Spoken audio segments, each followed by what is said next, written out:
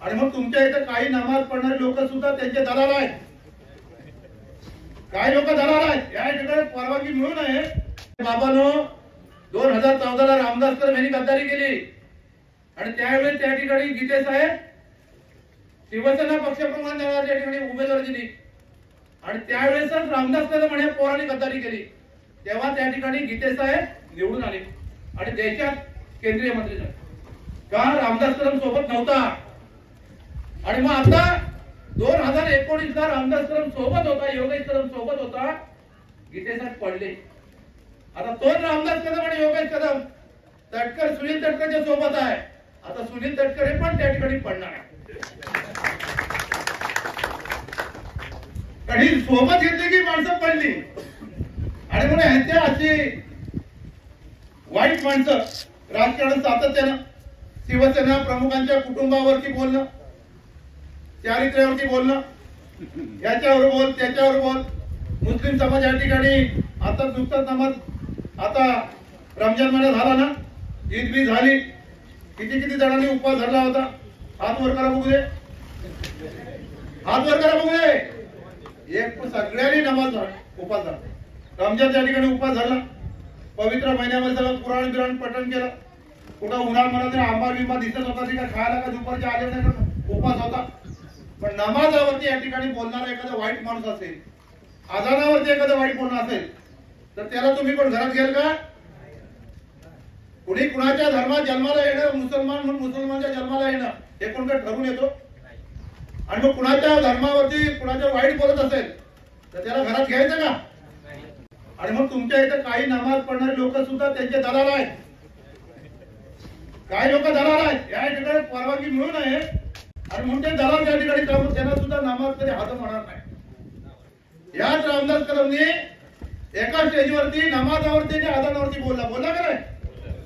मग या ठिकाणी जो प्रामाणिक माणूस जो धर्माला जातो, नमाज आणि आजान पडतो, जो मशिदीत जातो, तो खरा मुस्लिम असेल तो आम्हाला मतदान करेल, अनंत गीतेला मतदान करेल।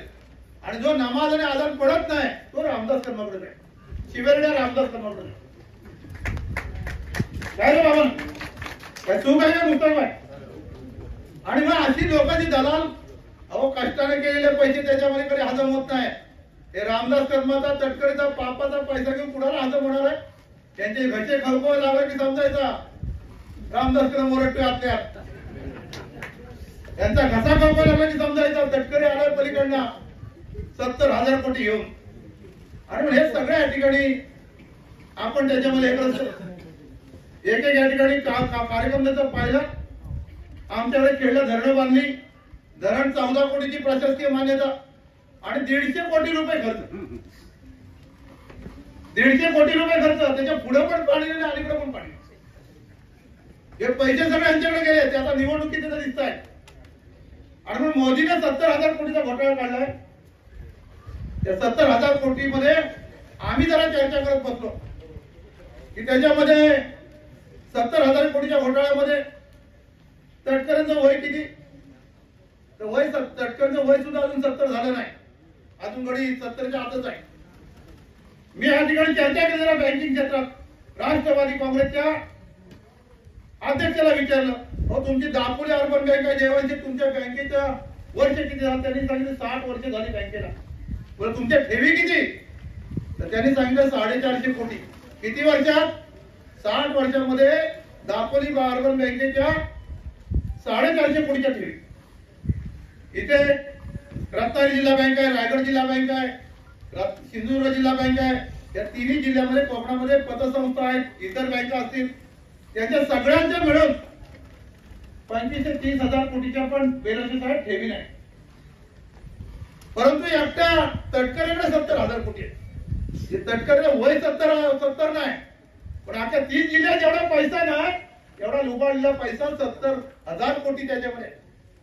आणि मग याचा माज येणार आहे। आणि हा काय करतो घडी? वर्ग आमदार, पोरगी मंत्री, आदित्यच्या मध्ये मराठी सगळ्यांना हा सगळा काय होईल त्या पैशात। आणि मग त्या पैशाला त्याचे दलाल या ठिकाणी फिरतात। आणि मग दलालांचा हिशोब करायचा ना, तुमच्याकडे एवढे पैसे असतील तर या इथं बाणकोट मध्ये आम्ही मुस्ताफाईचं दुकान टाकू आणि सगळ्या संपूर्ण सगळ्या तालुक्याची जेवढी लाईटची बिल आहेत ती मुस्ताकबाईच्या देऊ. तटकरेला मत द्यायचंय, मुस्ताकबाई आमचं मत का बिल भर, सगळी बिलं का आम्ही मुस्ताकबाईची आणून देऊ. काय मुस्ताकबाई? मुस्ताकबाई काय करेल? या सगळ्याची बिल आणा, तुम्ही एसी लावा, आणखी काय त्याच्या लाईटवर काय काय करा.